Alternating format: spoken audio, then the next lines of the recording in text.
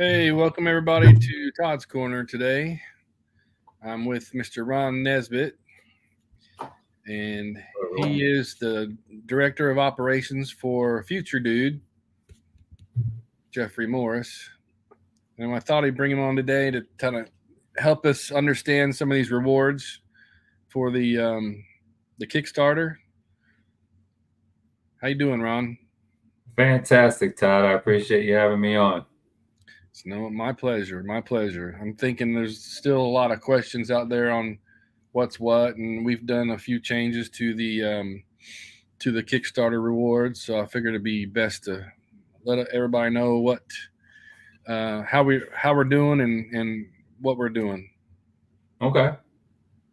Um, yeah, I appreciate you giving me the opportunity. We want to first of all thank everyone that's participated to this point. Sincere appreciation and gratitude. This is a big undertaking, and we realize that the goal is very aggressive. But I think that you've heard Jeffrey, and I'm sure you heard Todd, Gordon talk about that. This needs to be a top-notch production. It's a IP, intellectual property, that's very important to all of us, and we of course want to do it justice. Just a quick overview of the rewards. I'll be very transparent. This is our first time doing a Kickstarter of this magnitude, and when we set these rewards, the one thing that we tried, there were two things that we wanted to keep in mind. One, we wanted to make enough money in the campaign to truly meet our goal at the end of the process. So we wanted to net enough money to make sure that we were able to make a documentary that was what we promised. And two, we didn't want to find ourselves in a position to where we had the expenses related to production, shipping, and handling that would cripple us in the end, because we are going to deliver on what we said, not only in the document, but in the reward. So that was our mindset when we started out. When we started, we had one of the things that was on our mind was there were basically two forms or two categories of the rewards. It was the people that wanted to just have the documentary, and then there were the people that wanted the documentary and some of the tangible rewards that we offered. So you saw that we had some of the model kits that were the standard model kits available in the market, and then we had the model kits that were the Future Dude special editions, and then we had the completed or pre-built Future Dude special editions. So those were the kind of rewards that we had. Of course, we had the question and answer with Jeffrey Morris, question and answer with Brian Johnson, as well as Nick Tate.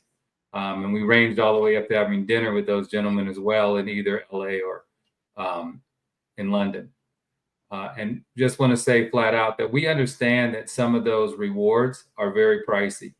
So what we did is, because of the fact that I'm a product guy by nature, my background is in consumer products, we set up a better and best strategy, if you will, or a basic and premium strategy. So in the basic strategy, you would find the digital package or fan pack, where you would get the documentary, wallpaper, etc., or the documentary and the sound track / score and wallpapers and updates. And then you had the premium, where you would find the model kits, whether they're the standard model kits or the pre-built model kits. And again, we understand that some of the pricing on that was high. But what we targeted that to was people that wanted to contribute to the documentary at the higher levels. We wanted to put things in for everyone. So if you wanted to give $25, you would get the documentary. If you wanted to give $2,500, you'd get everything, everything in the kitchen sink. So you end up with a pre-built model, a special edition model. So that was our mindset. I want to always point out, and I have in the Kickstarter, that it was not our intention to be misleading in terms of what the retail value of these things are. We wanted to basically give people an opportunity to give it higher levels to the net proceeds of the Kickstarter. I hope that makes sense to everyone. Should, yeah, it makes sense. I'm gonna share the site right now. So it looks like we're at $97,625. Yeah. So that's pretty good. That's pretty good for Yeah. social media. Yep. Well, Um, that's actually great to get $97,000 to this point. Like I said, it's outstanding and greatly appreciated. yeah, I want to thank everybody that has pledged anything. I don't care if it's $10 all the way up to whatever. Yeah, we don't care if it's $1. Thanks. That's, sorry about that. Turn off my sound. I thought. Okay, yeah. So yeah, we're at 97,000, and ready to hit that $100,000 mark. So if anybody's out there watching that hasn't pledged yet, please do so. This week would be a big week for it. I think Kickstarter is keeping an eye on it, eyeing this, and so is ITV. Yes, they are. So they're going to use both of those. Both of those companies are going to use this to gauge interest in terms of, what is the interest going forward for projects for Space 1999, especially ITV. Kickstarter is looking at it from the standpoint of being able to go through and provide additional marketing support, etc. So it's 100,000 is a big number. It triggers additional support from a few of our corporate supporters. So the rewards, I think some people are kind of, I don't know, a little, I don't know. I was confused for a little while until you guys just explained it to me. So, do you want to go and through them and kind of just chat about each reward, or? Yeah, I mean, we can hit the highlights on the ones that have got questions. Yeah. Go ahead. I'm listening. Oh, so the Eagle Fan Pack, that was meant to be just a digital reward. Obviously, obviously there are no tangible rewards there, and that is a $25 pledge, and you end up with the documentary. So the digital access, you get the wallpaper and the project updates. That's meant to be our basic reward. That's meant to be the reward that has a high net gain for the project, and it allows digital access to the documentary. So it makes sure that you don't have to go anywhere else after the documentary is produced. You don't have to find a spot where it's streaming or find a spot where it's showing. You will have access to be able to see the product. The next one is just the addition of the digital soundtrack and score. So it's the same, but it's the digital soundtrack and score. The soundtrack and score is actually professionally produced. Jeffrey, who actually is himself is a musician, and he also partners with people for the soundtrack and score that do other projects across other IP. So it's a professional level soundtrack and score. Again, when you ask about the it jumps up to $50, and you think like, well, it's also digital. There's also people that are involved in that. So that's what I say. Jeff co-produces that with another arranger, another musician. So everyone, I'll be very frank, everyone's got to get paid. It's one of those things where, Todd, you're from Indiana, right? Yeah. And I'm from Illinois. So you and I both kind of come from that school where everybody's going to get paid to do something. Right. So nobody's giving anything for free, that's for sure. Yeah, so that's that old Midwest mentality where it's like no one's doing anything for free. The Blu-ray, that was that actually wasn't available in our original offering at this level by itself. So let's talk real quick. This is where we get into some questions about the shipping. So originally we had no shipping charge in the United States and no shipping charge to the United Kingdom, simply because Space 1999, as everyone knows, is basically was produced in the United Kingdom, and the fan base there. So we treated that as a domestic fan base and said, we'll cover the shipping. Um, Worldwide shipping was $50. The reason why the worldwide shipping was $50 is when you get into these products, we are not consumer products people. So we have to get these produced. We have to get these moved to our fulfilling company. Our fulfilling company, in some cases, has to combine this with our other tangible rewards or physical rewards. They have to package that up. Then they have to also get it to the shipping point, and then you add on the actual shipping. So like those old things, those old great commercials you used to see for shipping and handling, I found out what the handling really is. The handling is, in our case, it's the fulfillment. Yeah. And the fulfillment can add on a lot of charge, even though this is a small product. Now, you have to also think about where could this go when we say worldwide. So let's take it from the standpoint of Australia. So we know that shipping anything to Australia can be cost prohibitive, and it varies based on fuel costs. So all $50, yes, it's a lot, but it was basically meant to make sure that we did not end up in the red after producing this, because we are not a Blu-ray company. We have to do everything third party, and again, third party wants to get paid. So, but you'll see that we did the other night, we did remove the $50 charge worldwide. So we are going to pay for the shipping.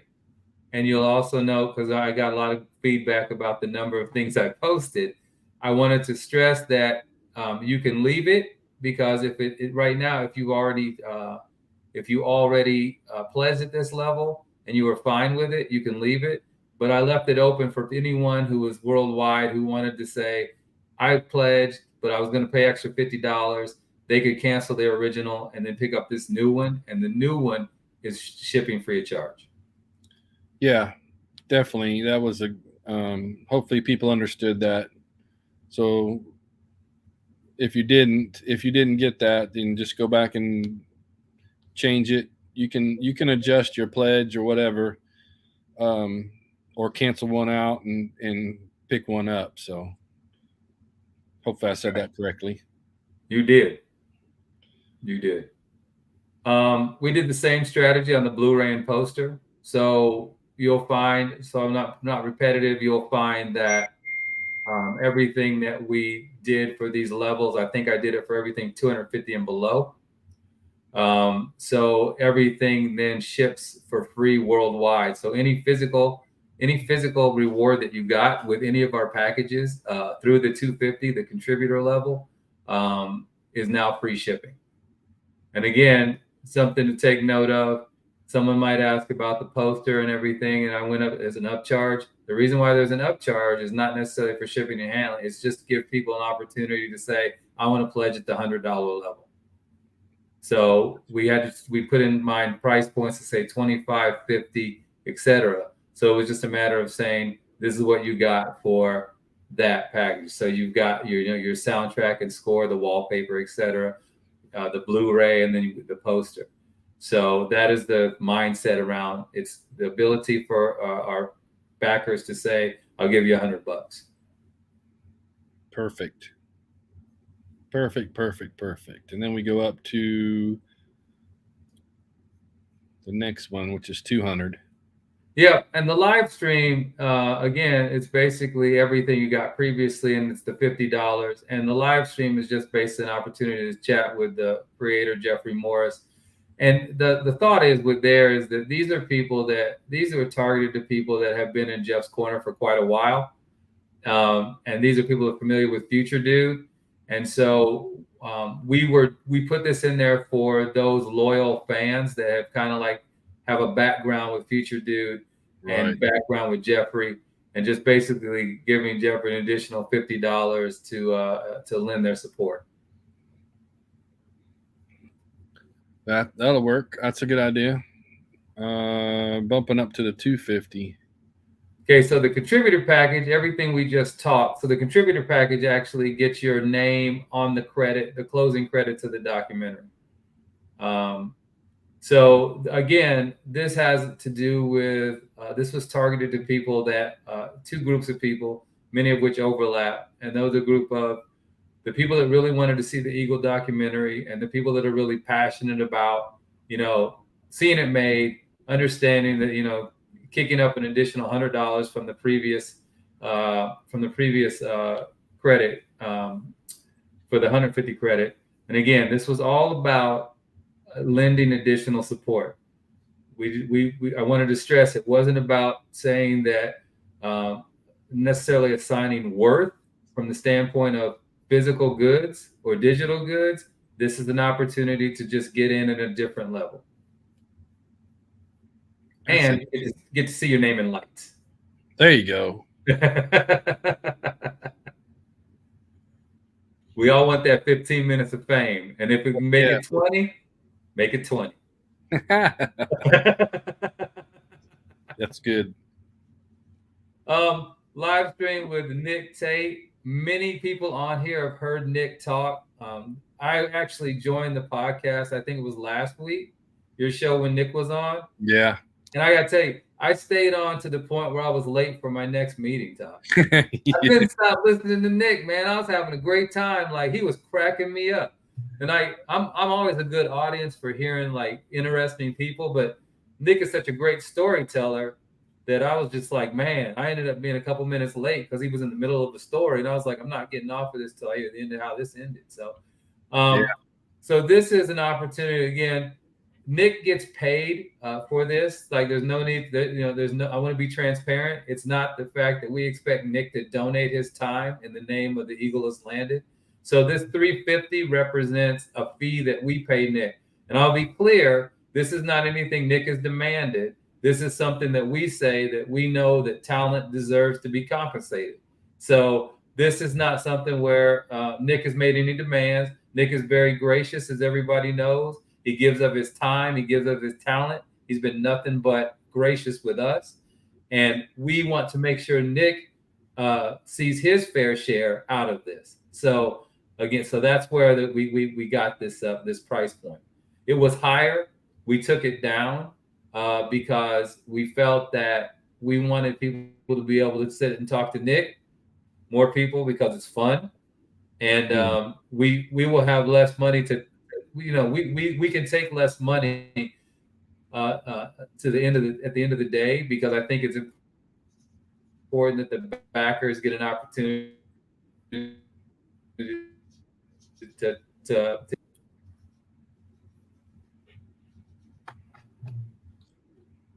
Still there? So that's the thought process. Okay. I'm here. Can you hear me? Yeah, it was cutting out. Yeah, okay. And whoever gets this, they're gonna get their money's worth. I promise you. He's gonna talk a lot. He loves it. He loves to talk about talk to anybody. Yeah. He just loves his. Yeah, I was glued last week. Pretty much the same thing with Brian Johnson, right? Cool. Yeah, Brian. When you get a lot of people on here, the whole genre, and like you'll find out he worked on Empire Strikes Back, which is personally my favorite movie of all time, and then Alien, which that set the standard for suspense, sci-fi, sci-fi suspense horror. The Alien and Aliens movies.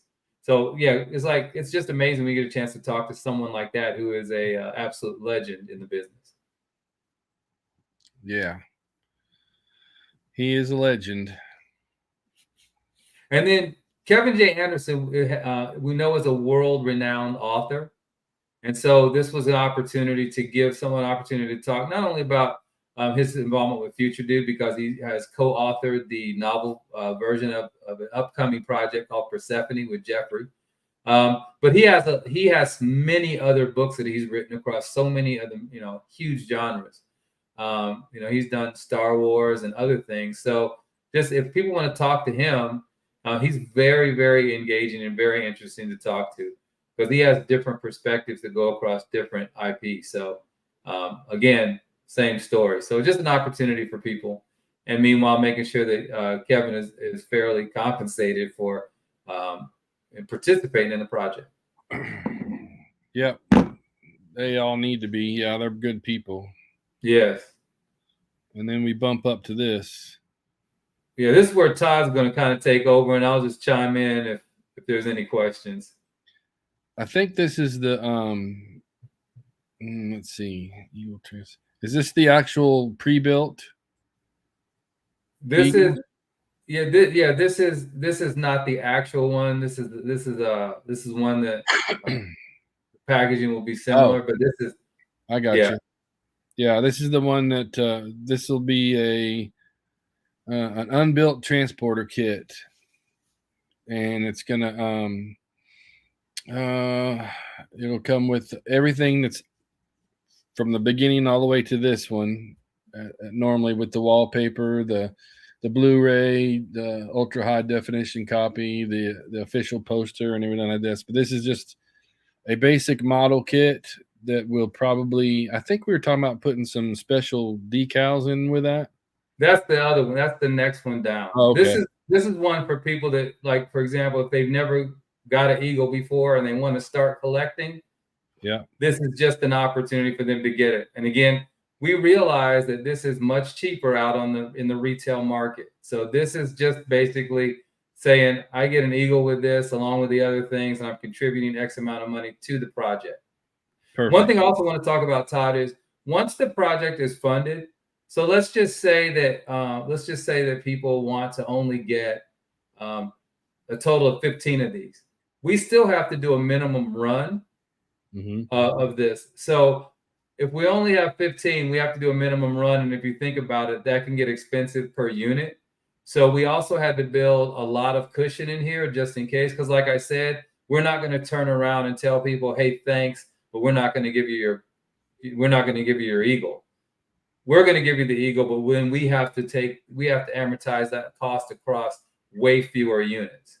So that's just something to talk, as we go through all these things, that's the risk that we have in it is we still have to give the manufacturer the minimum quantity. So that's something to think about. And then the next one's tell your story. Yeah, and again, that's for people that we'll actually put their story in a digital extras content. So think about the old Blu-ray with the extra, with the extra digital content, all that stuff, the special edition. There'll be a digital version of that you can actually download.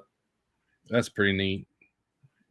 Then you'll be featured. Your whole interview will be featured in there. That's pretty cool for somebody that wants to, get on the extras part of it. That'd be cool. All right. Yeah. So here's the one. This is the one where we're gonna have somebody build a special Eagle, which is going to be the new Command Eagle dressing. It's kind of like the Rescue Eagle, but it's got different stripes and everything. Hold on, let me go grab this real quick. I'll be right back. All right. Yeah, we wanted to create something that would commemorate the project, and so obviously wanted to make it so that it pays tribute to the Eagles. There's a lot of people out there that love that Rescue Eagle. A lot of people, that's their favorite Eagle because it's like the most striking probably that you see. So we wanted to we wanted to pay tribute to that particular Eagle. So we kept it in so fans would like it. Here you go. Here's what it's going to look like. So so you got the official Future Dude logo as well as the Future Dude colors, and it's set up like the Rescue Eagle. And I think that's really cool. This is just a a quick production of one from built by David Boyer for me, and that way we could show you guys what that would be exactly, and we'll have decals and all that stuff, and it'll be painted just like that, and it'll be the regular eagle. It's gonna look really good. Okay, so that will be a pre-built eagle. No, I think that's the kit. Oh, is that the kit? That's the kit. Let me see, featured eagle model. The pre-built eagle one. model kit. Yeah, you're right. Sorry. Yeah, you're right. That'll be the kit with the decals and stuff to make that version. And that will have custom packaging. That will have a sign. You get a signed photo of Nick Tate, so Captain Alan Carter, and you get a signed photo from Brian Johnson, the creator of the Eagle. Yeah. Along with all of the other, basically the high-end package that you get with that. So you will have access to the documentary and extras, et cetera, et cetera. You'll get contributor credit with that. So what we try to do with this is understanding that $750, we know $750 is a lot of money. I mean, we're regular dudes. So we're not sitting here acting like $750 is not a lot of money. But what we try to do is we try to make sure that you got a complete fan keepsake with this by including the signed photos in that. The signed photos for Nick and the signed photo for Brian, we've actually have in an add-on at $100. So you get those two things in addition to a custom Eagle kit. So that's where our mindset was when we talked about the pricing on this. Gotcha. Is this the coffee table book? That's the coffee table book. So you get the contributor credit with that. Now, the coffee table book is not cheap to make because it's a custom book on a limited run. So we know on a great coffee table book, they're thick, the dimensions are generous, and they're heavy. So when we start talking about getting those shipped across, the country, we know that that can become very expensive. But with this, you get the whole other contributor credit pack, the contributor pack. So you get your name and lights with this. You get all the digital content, and you get the book as well as the poster, etc. So this is the one we got a lot. Honestly, we got a lot of pushback on. Some people did do it, but we got a lot of pushback on it because of the shipping cost. So we ended up taking the shipping cost down on this. I think we took it to zero or took it down to something very nominal. Mm-hmm. And then of course gave people the option to cancel. If you were anywhere else in the world, you got a chance to cancel and do this. So you can see with the lineup of rewards you get, this is a premium. You also get the digital extra content, et cetera, because so that was our mindset with this one. Gotcha. Yeah, that'll be a nice coffee table book.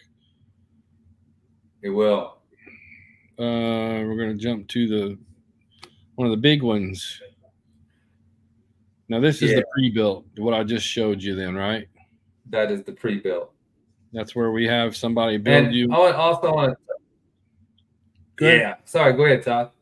I was just saying this. I was going to say you schooled me on this because you said it takes 2 to 3 days to put each one of these together. Probably right? A little longer after painting and everything. I mean, if you're good at it, I mean regular. That's where again it costs money to get these. Right.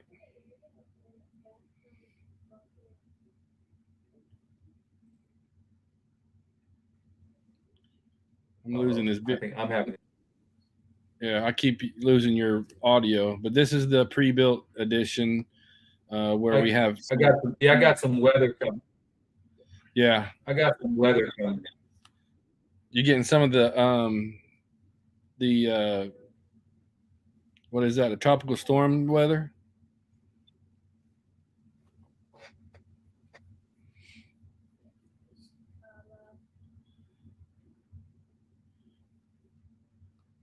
Well, can you hear me? I'm back now. Yeah. There you go. Yeah, this is the I'm back. pre-built Eagle, where we'll have somebody build it, and it'll have the this uh, this pod on it. We call it the new command pod, the future dude command pod. Very nice. I think somebody was asking me about that on a 250. That wasn't the same thing. I think that was just like you said, it was just a kit with the special package in it.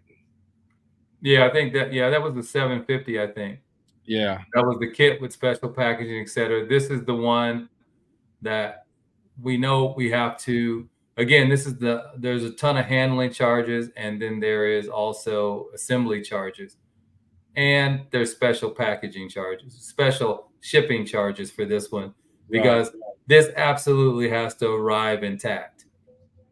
absolutely. Yeah. So It'll have to have special, packaging because it's going to be delicate. So we don't want to send you a broken eagle. That's for sure. no. So that's where obviously this is a premium gift, a premium reward, I mean, and we want to make sure that this thing arrives to you intact, ready for display. Exactly. Because we do not want you to contribute $2,000 and get an Eagle where the command module is gone, or, or Exactly. or a thruster is missing. So this is related to labor to put this together properly, shipping and handling to get it to you intact. And then we move next to dinner with Nick Tate. Yep. This is again. This is making sure that dinner. The dinner itself is obviously included. This will be at a restaurant to be determined, but it will be a very nice establishment. We won't be going to the Denny's. Yeah, that's good. That's a good thing. No grand slams. But yeah, the dinners with Nick and Brian will be at a premium restaurant, and it's the opportunity to interact with these gentlemen in person. Exactly, and it'll be worth it. It will. We again, we want to stress that we cannot pay for lodging and travel and stuff to the event, but once you're at the event, that is included in the pledge. Well, there's one. I want to be an associate producer. Yeah. This is when you start getting your name in the big lights, because you're on IMDb and you get listed as an associate producer. And all those, the next three are all IMDb credits. So once you're an associate producer and IMDb credit, that never leaves you. So you can always be Googled in IMDb. Right. So you'll always be one of these producer levels in IMDb. So that can definitely be advantageous for certain people, because again, if you're involved and you want to get involved in this, at a bigger scale, and when I say this industry, you're like, hey, I'm an executive producer on a feature length documentary. Look me up. Bam, there I am. Mm-hmm. So same with the co-producer thing. It's a step up, and you'll be a co-producer, but you'll always be able to go look this up and see that you're the IMDb. I mean, it's with you for the rest of your life. It is, and you donate $5,000, $7,500, or $10,000. You should be listed in IMDb, because those are huge contributions, and that goes a long way to producing elements of this documentary. Right. So then we've got executive producer credit. So it's the big one. That's the big one. That's the big one. Executive producer. That's huge. Yep. So those are the things where they cannot take that away from you. You will be listed on IMDb forever. Howdy, boys. Hey, Jeffrey hey. Morris. How you guys doing? Speaking of the devil. We're Well, doing you well. Good. We got some folks out here. We got Rosie Badgett. We got Claudia Combs, Timothy Sittler. Let's see who else. I saw some other people in here. Martin Ben. Hey, Martin. Hi, Rosie. So they're all watching, and there's a few questions, but I think we may have explained all that. I know there was something somebody said about I think it was Timothy. Where is he at? Where'd you go? Where did he go? I saw it a minute ago. He wanted to know about he thought there was a pre-built at the 250. Oh, here it is. I don't remember that one being in there. No.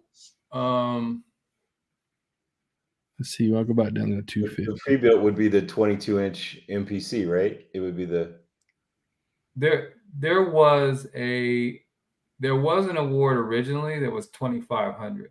We eliminated it. Yeah. That was a pre-built of the special edition. We eliminated that and put in the $2,000 level. But at the 250 level, I think we've always been pretty consistent that was the contributor level, I believe. Right. Where you got your name on the closing credits of the documentary. Gotcha. Yeah, I don't think you get to the pre-built's the one we just talked about a little while ago. It's at the 750 and I'm sorry, it's 2,000. Yeah, it's the pre-built special edition. Oh, yeah, the special edition. Okay. Yeah, the special edition. That's the only pre-built that there will be. The rest of them would just be regular kits with the package with extra decals and stuff. Hope that fixed everybody on that. Let's see. Oh, Jerry Seward says I see I'm backer number 311, the same number of inhabitants, Moonbase Alpha, which I thought was cool. It is cool. It is cool. It is cool. The magic number.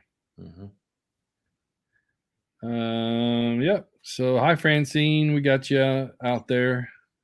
I may have to go get my cord because my battery's running low. But yeah, we went through all of the rewards there, Jeffrey. Oh, cool. That's great. I'm glad Ron's the reward expert. So it's good to get him. Yeah, that's great. I'm gonna tell you, if I'm an expert, that was a hard-earned title because the people in Kickstarter beat me down. I was like, okay, sorry, my bad. Sorry.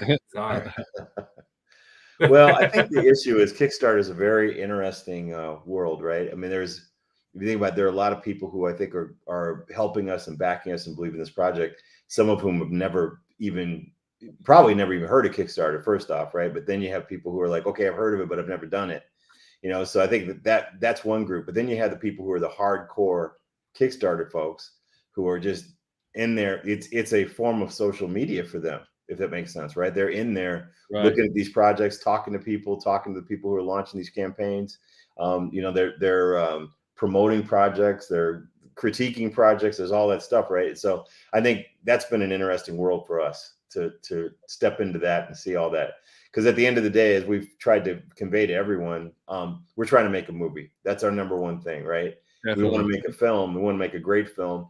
There's a reason why our cost is as high as it is because our campaign is we didn't want to go out. I know there are people who go on Kickstarter and set their Kickstarter number lower than the actual amount they require to actually complete their product. And I think that's personally, I wouldn't do that. You know, Ron, you and I, we talked, the team, Todd, we talked a lot about that. Like, should we go in and put a lower number? And we're like, well, what number? We already have lowered this from what an actual Hollywood production of this type would cost. You know, a typical documentary, the type and magnitude of what we're trying to create would be, you know, the average budget would be well over $1 million. Oh, yeah. We've had quotes as high as $2.5 million. So we've found ways to innovate and work together and pull together the right crew to make a really high quality product for, you know, a fraction of that. So we wanted to be honest about what we needed as a minimum to get it done. So that's why we set it at 500, and it's ambitious, but we think we can pull it off. And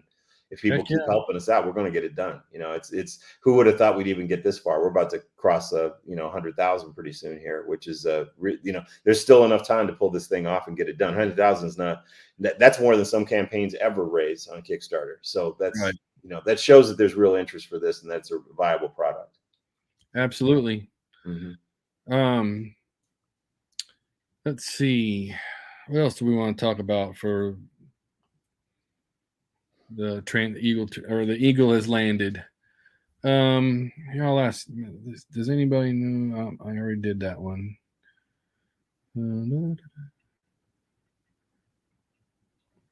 I see a new face on here, Sky Leah. That's a first. Welcome to the show.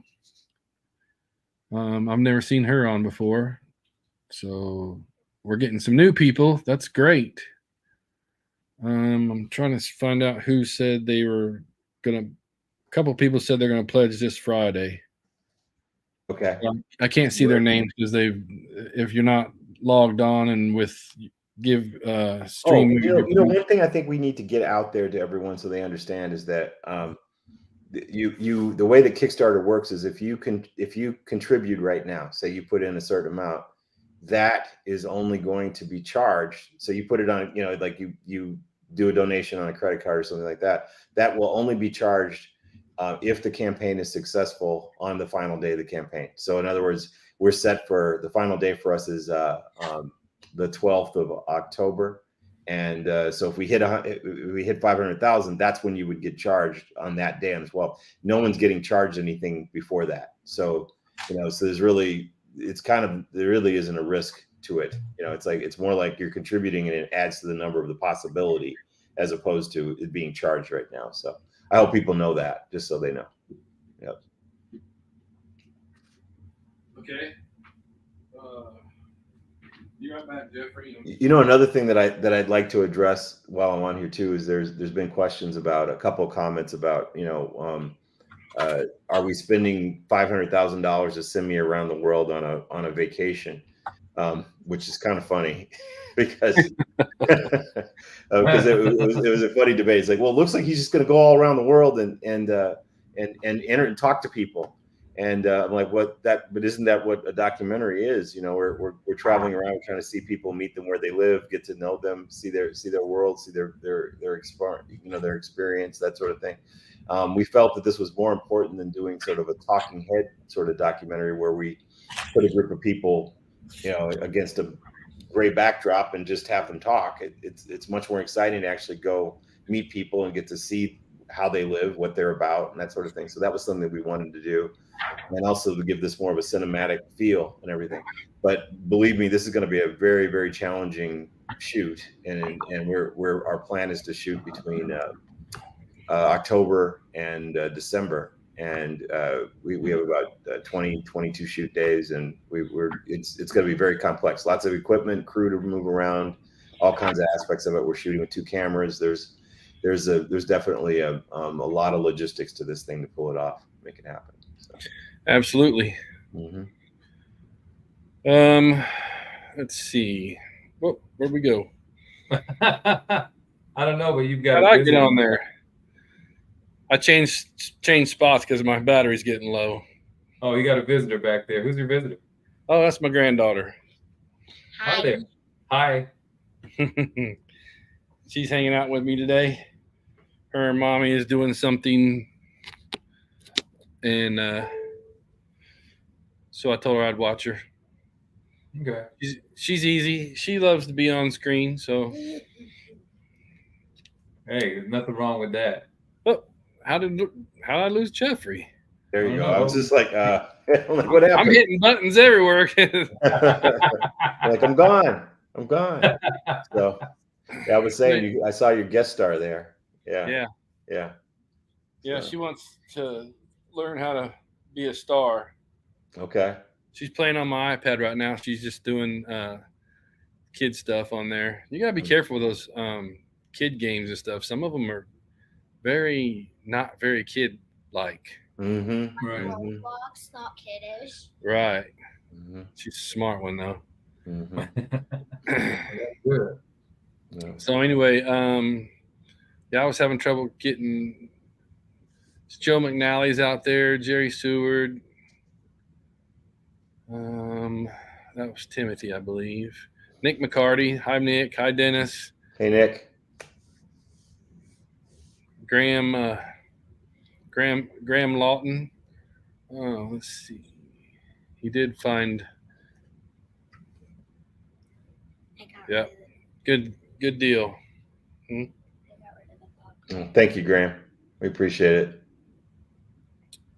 You know, Graham, it has been such a challenge for us to figure. Okay, so the reward thing. Again, we're filmmakers. You know, we're trying to make a movie, and so you go, all right, we got to create the number of rewards here in order to give people some incentive to be involved with the project. And I think in hindsight, we probably would have been simplified. You would find it interesting to know that some of the people that advised us wanted us to make it far more complex than it currently is. It was quite a topic of debate for our team. You know, like how complex should this be, and how many rewards and tiers, and you know, so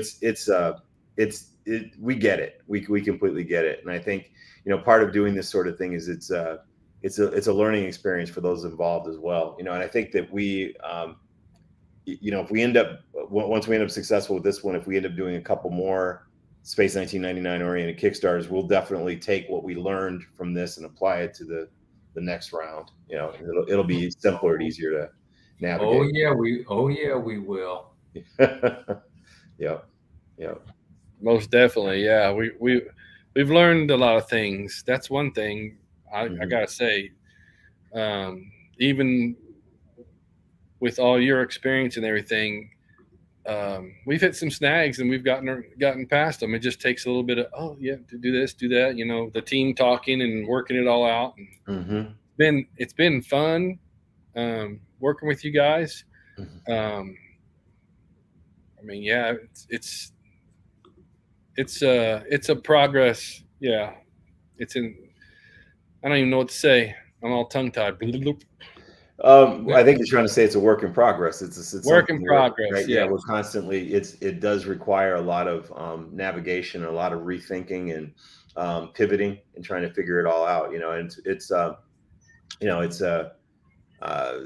hard too, because I think that there's some people who look at Kickstarter, I've mentioned this before, as kind of like a store in a way, like they're going on Amazon and you know and everything. And it's like, no, it's not a store. We're trying to figure out how to, you know, make a great film, and obviously any rewards we create are going to be awesome. We'll make them good. You know, it's what we do. It's how we roll. But you know, by the same token, our first and foremost issue is to get this thing off the ground and get it done. So yeah. Hey, Mark. Yeah, Thanks. Good to see you, man. Yeah, really appreciate your help and everything.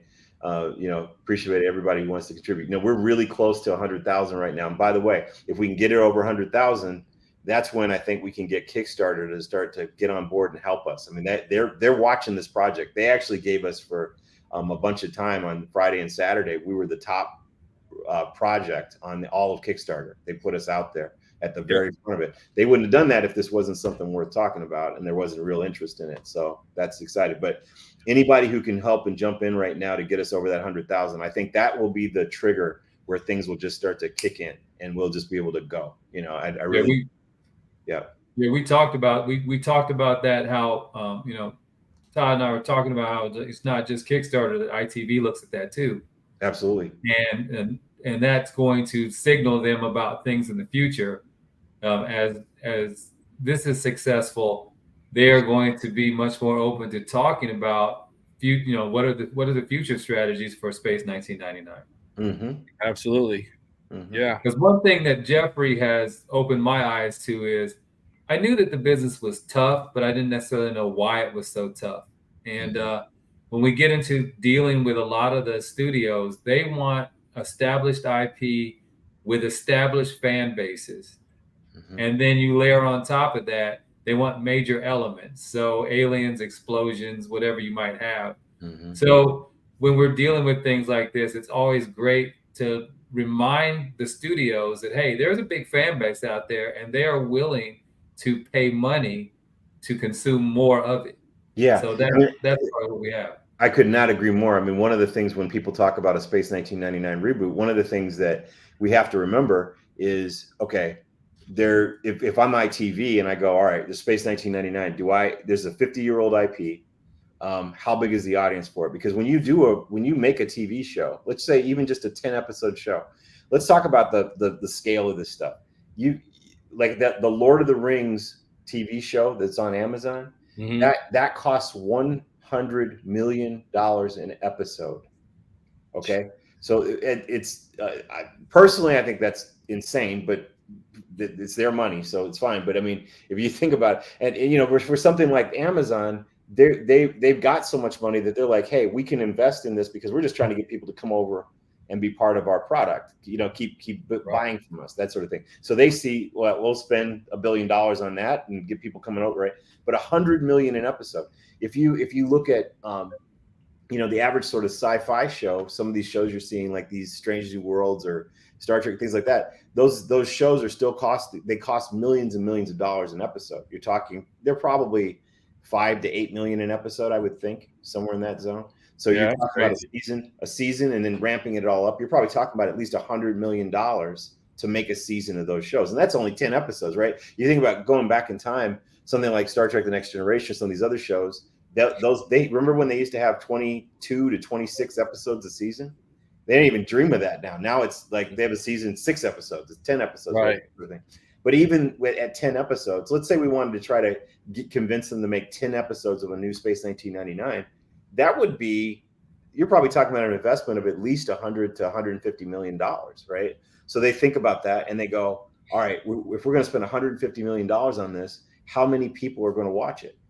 And then they start to run the metrics on it. And it's always the accountants that look at this stuff first, right? And they say, all right, from an accounting standpoint, if the fans are in the thousands, right? How can you justify spending, $100 to $200 million, right? If it's that for thousands of fans, right? They've got to look at this and go, if we make this thing, it's going to have to, for us to justify this cost, it's going to have to go out to millions of people. Millions of people are going to want to watch this. And obviously, because it's 50 years old, you don't have millions of people talking about it, right? So they'd have to really look at it. And there's always the problem of the fact that it's called Space 1999, right? It's like you automatically created an issue there. So I know there are many fans who are hoping that there could be some sort of continuation of it or that sort of thing. If I'm ITV, I look at that and I go, I can't justify a continuation. There's not enough fan base for it. I've got to make something new, right? So that's the challenge. But by having a documentary like this become successful, think about all the new people who are going to learn about Space 1999, the Eagle, and all that sort of thing. All kinds of folks all around the world are hearing about this now, many of whom have never even heard of it. They've never even talked about it or heard about it, right? So if I'm ITV, you're right, Ron, they've got to be taking a look at this going, man, if this starts to kick off and it's going well, this proves to us that there could be an audience for this to do something more with it, to continue it. We can take the risk. We can try to use the money to do something with it. And that's what this is all about. And it's a very, very difficult industry to work in and succeed in. There's a lot of challenges to it. And there's a greater likelihood that you're, as a fan, are going to get something you recognize. So to Jeff's point, when you say, well, we got to make something new, how many times have you seen IPs rebooted and you hate them because they're nothing like what you remember? And that is in response to what Jeffrey's talking about, where we have to get our fan base up into the high, tens of millions. And what we have to go back and we have to go across a lot of different age groups and demographics. And so what do those age groups and demographics like? I mean, this has been such an eye-opening thing for me because Jeffrey was telling me about a program that basically is like an AI-based program that tells people this is who your script's going to appeal to, and this is how many people, and this is the likelihood. This gives you a score based on on the likelihood it's going to be a hit. So when you start putting all those things in these programs, that's a good way. Unfortunately, you end up with something that you don't recognize and don't want to watch. Yes. Yes. Same name, but completely different. So it's well, that's another thing, right? Is that it's important to our group because we all love the original show, and we all like let's just say, like, crazy hypothetically, we got to somehow have a shot at doing some sort of new version of this. We know you don't change an eagle. We know that. We know that if you make this show, you do not touch the eagle at all. You just that's the ship. You don't do anything to that. Now you might make it, you might detail it in such a ways that it works a certain way with the computer graphics and nowadays, and right. But the eagle itself is the eagle. You don't go and say, we're rebooting this thing. What if we put like extra pods on this thing, put some wings on it, and put some big old guns on it, or so. It's like that's all of us watching and be like, well, that's not an eagle. And then what we do, we go, well, I'm not watching this, and that's what starts to happen with a lot of this kind of stuff with reboots, and everything. So it's really important that I think, something that's missing sometimes with some of these reboots is the people creating them don't actually have a lot of respect for the original source material. Exactly. Elements really, and so they're just they're really just trying to use the name and slap the name on something so that they can get the audience attention, right? It's like, oh, it's blah blah. Oh, I used to watch blah blah, so I'll go. There's a new Land of the Lost. I got to go watch Land of the Lost because I used to watch Land of the Lost, right? And you go watch it, and you're like, well, this doesn't have anything to do with Land of the Lost, right? It's like sort of Hollywood approach to things, but that's not us, there's a whole thing about borrowing brands. It's not only movies and film. It's like you see it across consumer products too, where you see the old brands, they resurface at a different level of retail. You go to Walmart, you find Reebok. Well, someone has sold the Reebok name, and now Walmart has it. And I mean, most of us the three of us on this call remember when Reebok was a premium brand. You didn't get Reeboks if you weren't going to pay the money. So it's no different when people sell these brands because it immediately has a hook. It immediately at least gets you to look and be interested in, oh, what is that? I'm familiar with that brand. But then you get into it and you're like, oh, that's not what I was thinking of. Nice. There's one for you, Jeff. Oh, okay. Well, let's see. It was a really interesting experience. I don't have words for it in some ways. We got together and met at a restaurant in Beverly Hills and at an art museum she likes to go to, and immediately saw her at the entrance, and I was at the table, and I saw her come in, and she recognized me, I recognized her, and we waved at each other from across, which was really cool moment. And then she came over and we sat, and we spent the next hour and a half. I think we were together about 95 minutes or so. And it was interesting. We had very little conversation about Space 1999. The majority of our conversation was about who we were as people. And she wanted to know who I was and why I was doing what I was doing. And we ended up really connecting on talking a lot about literacy and how she was an avid reader and how she's actually been involved in creating literacy programs that have gotten millions of kids their first library card and got them reading. And she's an incredible proponent for critical thinking and for reasoning. It was just absolutely amazing. And she just whip smart, super articulate, intelligent woman who has been through a lot, has come from a very interesting background. It was incredibly fascinating. She said that, a lot of people, they think of her as her character from Mission Impossible or Space 1999, but they don't know her, and who she is and where she came from. And so I feel like I got to know her as a human being. And she asked me, it turned out we had a lot in common in terms of she grew up in Chicago. I was born in Chicago. We had a lot of those sorts. She actually went to the college that was in the town where Ron and I met in Central Illinois. So there was just a lot of places and things that we had in common to talk about. So it was very cool. And she's very excited to be part of the documentary. You know, she said something kind of funny about the eagle. She called it the plane. she said, we can talk about the plane. She goes, you know, Nick is probably going to know more about the plane than I do, she said. But she was but it was really cool. She spoke so highly of her fellow cast members. You know, she talked about a lot about Barry Morris and how much Barry meant to her, and what a wonderful human being he was.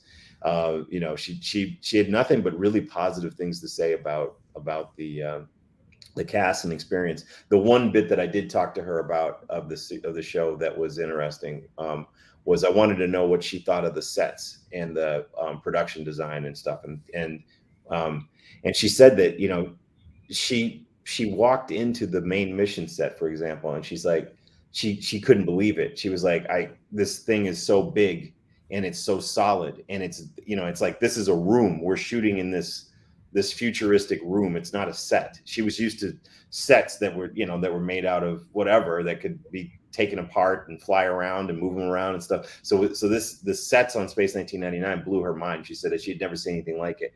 And then we talked a little bit about the costumes, and she said that the designer Rudy Gernreich was actually a friend of hers that she'd met previously. You know, she was a model you know, earlier in her career, and Rudy was a fashion designer, right? He was later in his I believe in his career at the time.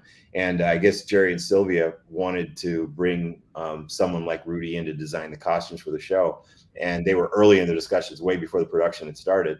And Barbara actually connected them with Rudy to design the costumes of the show. So that's the kind of stuff we talked about. Those are little bits and pieces and stuff, but it was very in depth and very cool. And you know, it was one of those things where it was almost hard to not be super emotional in a way for me, because it's like I was suddenly back for some reason. Out of all of Space 1999, for me, Breakaway was what hit me the most. Was literally the first episode, right?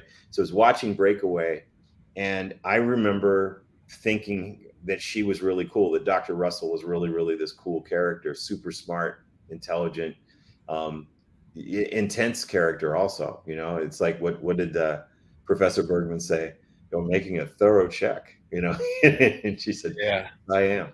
You know, it's like, I remember that really well. And so it was part of this little 7-year-old me remembering sitting on the floor in my parents' you know, in my family room watching, you know, you guys remember how the TVs used to be these, if we had a big TV, they were really low to the floor.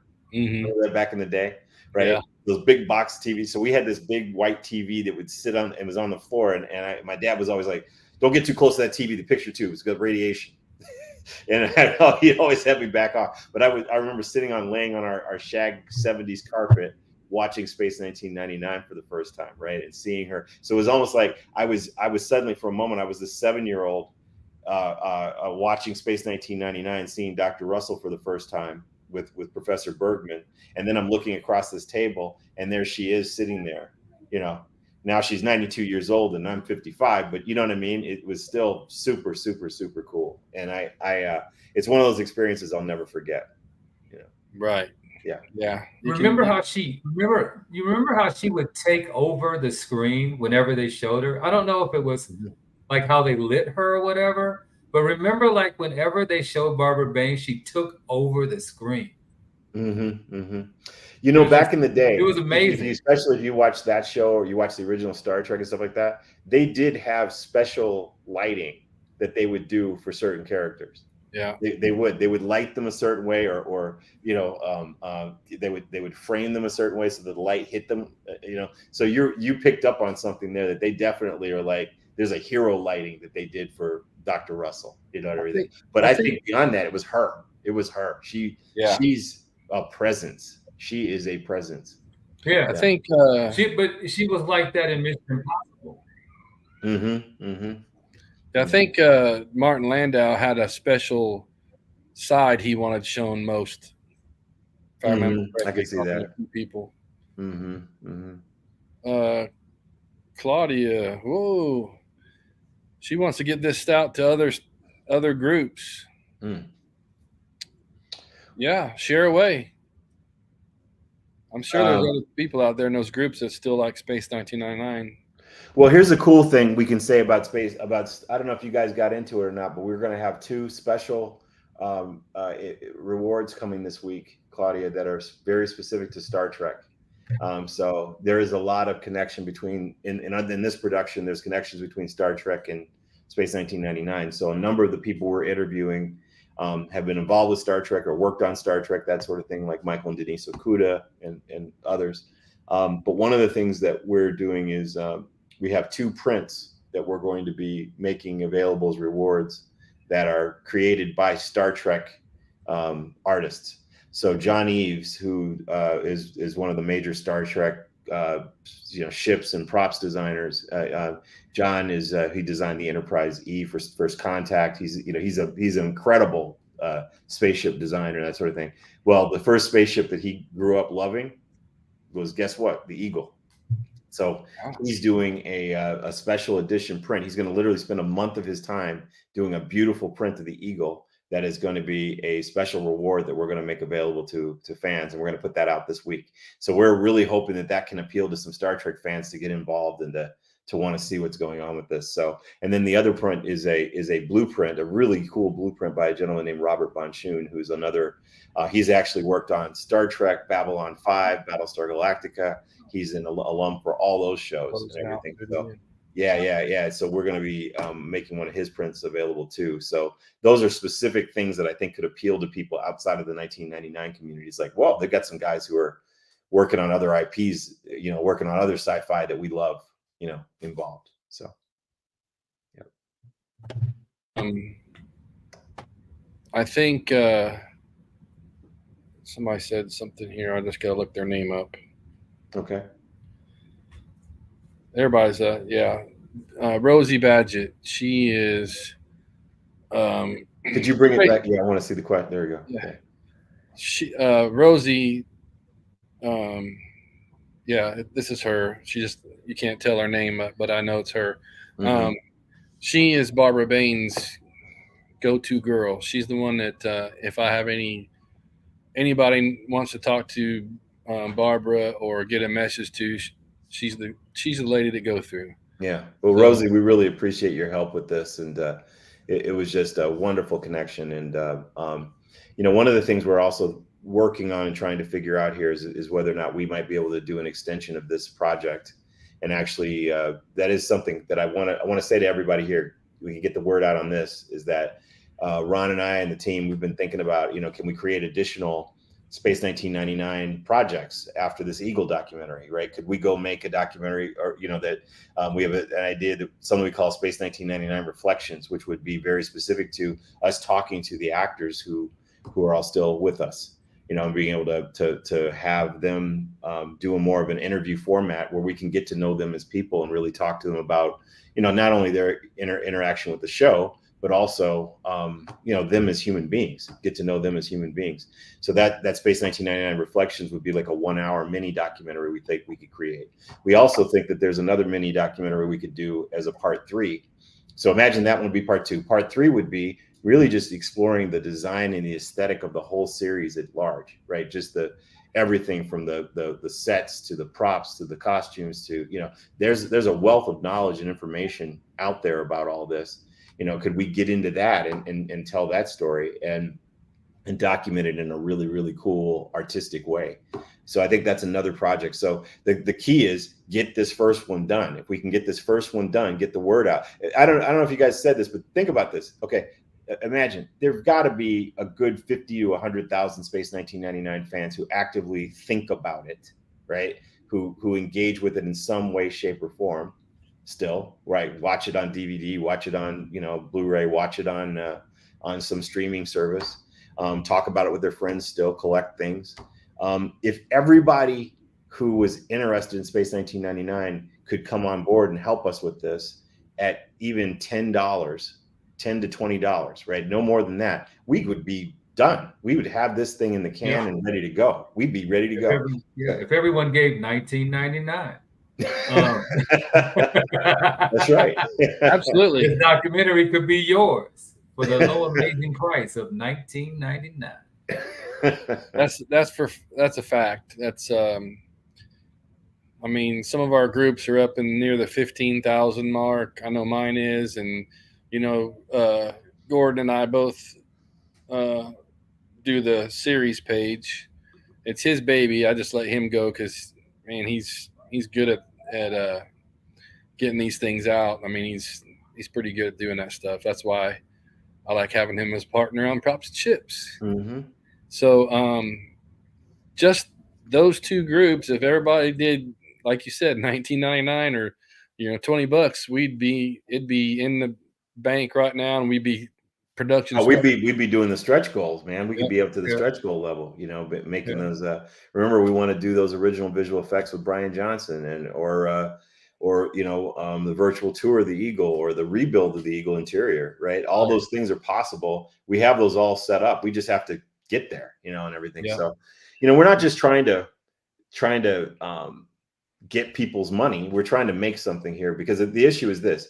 It comes back to, how do we convince a studio or anyone to invest the money to make something like this? We have to do it ourselves. And by the way, we've talked about it.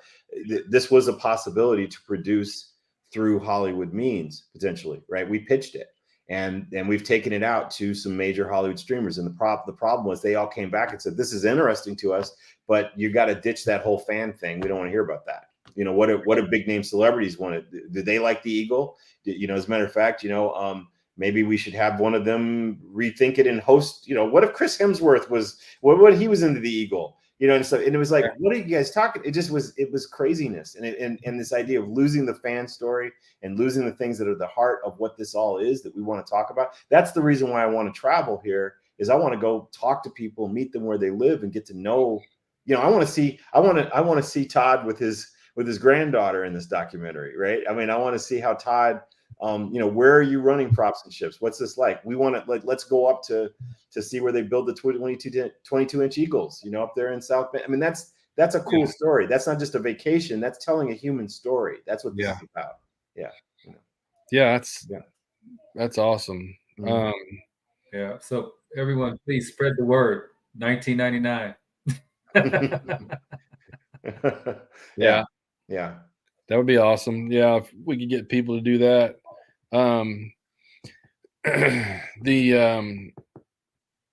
Looks like Lars Madsen is watching us. Jeff Trowbridge. Oh, hey, Jeff. I think that's how you spell his name. Or say his name. He said the design and aesthetics stuff would be so cool. Yeah, to do a documentary just about that. I think I would have a blast with that, to just go in and try to see, what we can find out about, with Keith Wilson and, and all the other, people who are involved with designs and people who built the models and miniatures and all that, going into all that. You guys understand. I hope everybody understands the reason why we're keeping this very specific to the Eagle is, I think anyone who understands this knows that there is a story that we could tell that fills a full documentary, right? Yeah. There have been questions of why not do a whole documentary about 1999. I think that's a little big. I think it's a big topic, and it's like, what do you do with that, right? It's like, and I'm actually trying to again hit a cultural phenomenon here with the idea that the Eagle is something that actually endures and represents something bigger. So that's why we have that as our first documentary. But obviously, we care about these actors and their performances and these characters and stuff, doing that part 2 of them and doing a part 3 about the aesthetic of the show. We would love to do these. And I think we're gonna publicize that that's something that we see as an eventual goal here. We're gonna talk about it. So thank you. Thank you. We appreciate it. That's cool to hear right here live on the show that there's somebody increasing their pledge. That's fantastic. I like the idea that what I've been trying to tell everybody also is, like you just said, if we get this done and over with and we do everything, and it's going to be great. We know that. Mm-hmm. So that's going to open some doors for us to do some other stuff.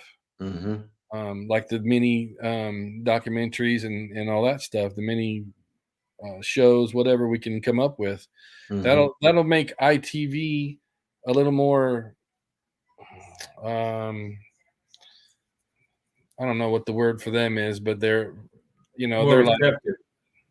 receptive.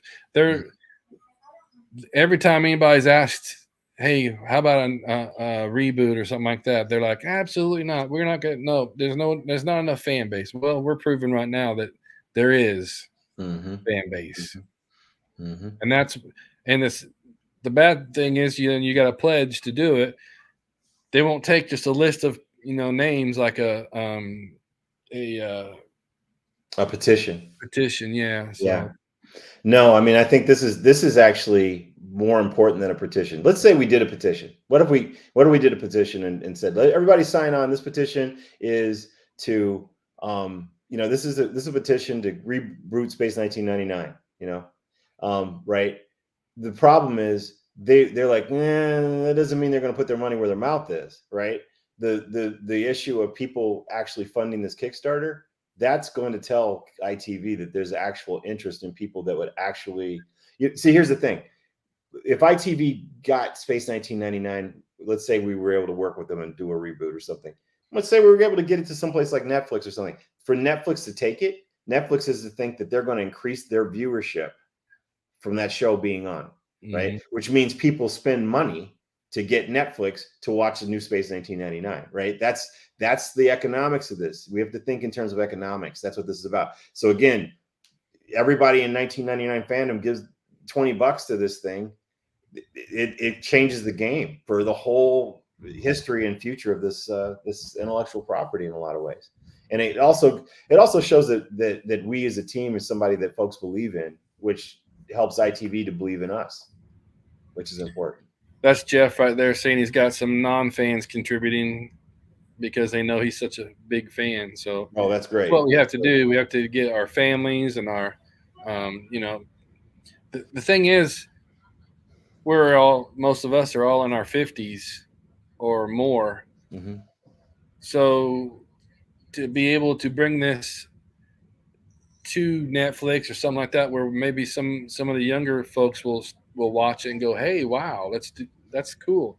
This is what we need to do. Or someday Space 1999 is just going to kind of drizzle away. I would love to see a animated series. That'd be awesome. That would be. That would be. I mean, I really like the Star Trek animated series. I still watch it today. I like that old show. I like the Star Trek animated from the 70s. Yeah. It's great. It's great. The score on that, man. It's like, the music's great. There's nothing better than the action score in the anime. Like when they get ready to run or fight or whatever, you're like, man, it's going down now. Yeah. It's getting intense, but it's good music. It's good stuff. So, yeah, I'd like to see some of that stuff happen. Let's see. Yeah, Jerry says we have the power to put Space 1999 in forefront again. Yeah, everybody out there that's doing the pledges, definitely. Well, one thing I want to ask people to do, if it's possible. So one thing to remember, as I said before, it will not charge you unless we're successful, right? Okay. So right now, a big thing we need to do is, let's talk about the psychology of Kickstarter for a minute. One of the things that I don't know if people realize is that there's sort of a psychological game that you have to play with this to some degree, because people look at Kickstarter and they go, how far along are they, right? They'll look at that little green bar. And we're right now closing in on 20%, right? So we hit 20%, say we can hit 20% today, go into the new week with that, right? There are going to be people who are going to look at this and they're going to say, whoa, okay, wow, these guys actually have a shot. They have a shot. There are people who before, when we were at lower levels, they would look at it and they go, well, I don't think these guys are going to make it. So I'm not going to contribute. What we want is to get them over that little cliff where they go, this looks pretty good. This looks good. I should do this. This is really cool. Right. So if any of you want to, even if it's a short term, increase your donation to us, right? Increase it so that we can, because you can adjust your pledge, right? adjust it up, help us get to a certain level so we can get that critical mass going so that people can jump in. That's the thing. Get people jumping in, and we have to, not only we need to get it out with Claudia. I agree. Thank you. We need to get it out to a bigger fan base, but I also think we need to get, try to convince people we know, up it by $5, up it by $10, that kind of thing. Help us, that those things count. Because right now, if we can get this over 100,000, as I said, I can get Kickstarter. I can go back to Kickstarter and go, guys, are you sure you don't want to help us? And I think they could help us. Yeah. I can't tell whose name this is. I'm trying to look on over here, but they're like, I'm tweeting up Elon Musk, reminding me of his interest in the Eagle moon-based Space 1999, which I think you've already got something going. I have not directly reached out to him though. I have not. And so I'm not sure who this is, who's saying this to us, but look, we really appreciate this because Elon's been on our list. This is something that he could help us get this thing. I mean, he's probably making this much money. The cost of this documentary he's probably making in a minute. Yeah. He so probably lost that much money in that time. You know what I'm saying? Like, damn, where I put that $400,000? Exactly. It's in his sofa. He's like, man. Oh yeah. just give us a chance to go into your house, Elon, and go through your couches and all that stuff, and then we'll leave you alone. Yeah, exactly. Yeah. So no, I mean, I think let us know, by the way, if there's anything, whoever this is, I'm sorry, we can't see your name, but if you need any support or any materials or anything from us to get to Elon or support you in that effort, let us know. We're here for you. Okay. Yeah, because Elon, you're absolutely right. He is a huge Space 1999 guy, and I think he'd like this project. So we, and we'd like to talk to him even, about it, So Absolutely. that'd be super cool. So boy, if we could, if somebody just nudge him, hey, look what we're doing. And didn't you say you were gonna make a moon-based alpha on the moon? Yeah, exactly. That was Jeff that just said that. I stole it from him. So that's Jeff. Yep, he did say that. Yeah, Dennis says we're so close. So, anything else? Anybody wants to ask questions? Well, Todd, I just want to thank you for giving us this chance to let people get to know us. I'm glad you had Ron on. I'm actually really glad that Ron people get to meet him and start to meet some of my team members and folks working on this with us. And we have a cool team here, and everybody believes in it. Everybody's backing it. We've all backed it ourselves. We've all, we're all trying to make something really cool here. That's the point. So absolutely, yeah. It's been amazing along the way working with you guys. I've learned a lot, the behind the scenes stuff, and I'm looking forward to learning some more. So, and seeing this thing through, and then hopefully some other ones. Yeah, absolutely. So, yeah, I've learned a lot too. So it's very, very powerful when we Midwesterners get together. Yeah. Yeah. Yep. It's powerful. So I guess we'll cut it here, and you guys can go do your thing because I know you guys are both busy working on this project. So we're working on it every day, every single day. Yeah.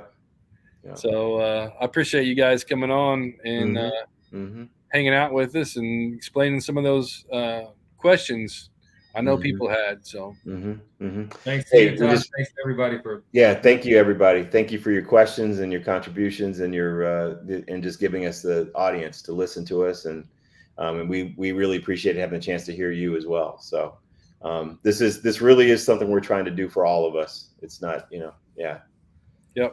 Yep. So, and the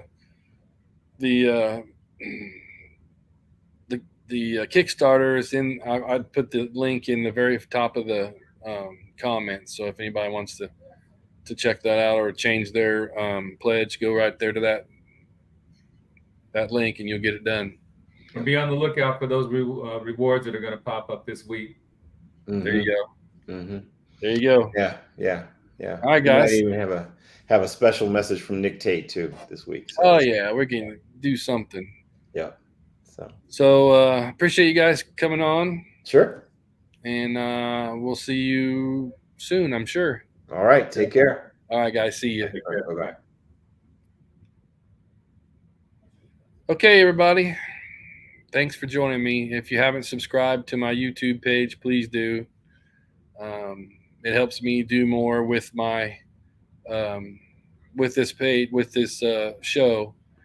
I get special perks here and there, and I'm just going to put a rock back in there and keep doing this and get better at this. So I kind of get tongue tied once in a while because it's still kind of I don't know. It's a shell shocking that I'm even able to do this with all you guys, and I appreciate all your help out there. And I will see you probably next Sunday. I will put it out and invite everybody. Okay. Thank you all for showing up. Peace out.